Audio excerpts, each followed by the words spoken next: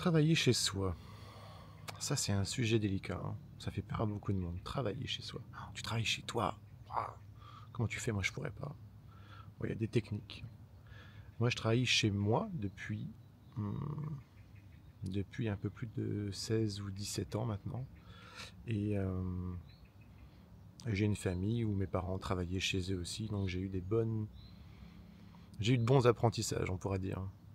Alors je vous lis ici quelques astuces si vous aussi vous travaillez aujourd'hui chez vous et que vous trouvez que c'est compliqué, ou si vous souhaitez demain tenter de travailler chez vous. Alors dans quel cas on travaille chez nous? Souvent quand on est en freelance, qu'on a sa propre entreprise, à son compte ou avec quelqu'un.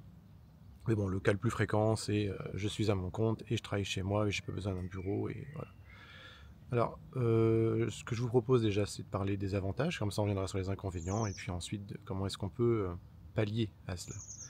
L'avantage numéro un, et ça, on y pense tous, hein, il n'y a plus besoin de prendre les transports le matin, transport en commun, la voiture, le moto, si ce que vous voulez. Vous vous levez, vous êtes déjà sur le lieu de votre travail, sur la journée. Donc ça, on va le dire que c'est un avantage. Du coup, le deuxième, c'est que vous pouvez dormir plus longtemps. Ça, dans la pratique, dans la théorie, c'est autre chose, mais normalement, on se lève moins, on se lève moins tard, enfin moins tôt plutôt, puisqu'on a besoin de faire moins de route. Donc un meilleur sommeil, pas besoin de se déplacer, du coup des économies aussi d'argent. Et là, je pense tout de suite qu'il y a un cas auquel j'ai pas évoqué tout à l'heure, c'est le télétravail. Mais les personnes qui font du télétravail travaillent aussi chez elles. Pardon à toutes celles et ceux que j'ai oubliés dans mon introduction. Ensuite, pour la pause du midi, je pense que c'est aussi intéressant, étant donné que vous avez à disposition votre cuisine, vous pouvez vous faire à manger, donc on va dire que vous pouvez manger plus équilibré ou un vrai repas. Pareil pour tout ce qui va être pause personnelle. Vous avez le loisir de faire ce que vous voulez, vous êtes chez vous. Est-ce qu'on a d'autres avantages? Je pense que j'ai fait le tour sur les principaux avantages. Sur les inconvénients maintenant, alors vous travaillez avec votre matériel, c'est pas le matériel d'entreprise, ça c'est avantage et inconvénient, on pourrait le mettre entre les deux. Sur les inconvénients, vous avez la problématique qui va s'installer tout doucement. Vous n'êtes pas chez vous, vous n'êtes pas au travail, vous êtes dans un entre-deux. Ça c'est le plus gros point noir de télétravailler ou travailler chez soi. Ah, on entend le chien du voisin. Donc, comment est-ce qu'on pallie à ça? On va s'écarter un petit peu.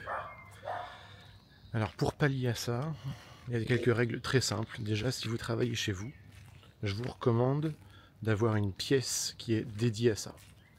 Une pièce qui est dédiée à ça, ça veut dire avec une porte, une fenêtre tant qu'à faire, et que ça devienne votre bureau. Votre bureau du coup, de tous les jours ou tous les jours de la semaine où vous travaillez là-bas. Ça vous permettra, lorsque vous sortez du travail, de fermer la porte et mentalement aussi de fermer cette porte. Si vous travaillez dans votre salon, vous serez toujours chez vous.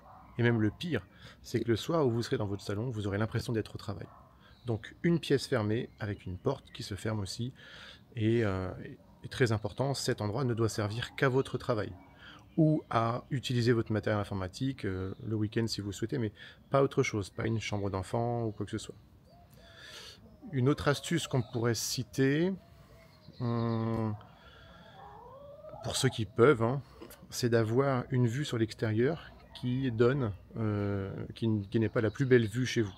Prenons un exemple, vous avez une belle véranda qui donne sur votre jardin, ou une terrasse. Si possible, faites en sorte de ne pas avoir cette vue-là toute la journée lorsque vous travaillez. Mentalement aussi, le soir, lorsque vous serez chez vous, ou en week-end, vous ne verrez pas la même chose, et donc vous allez réellement réussir à couper.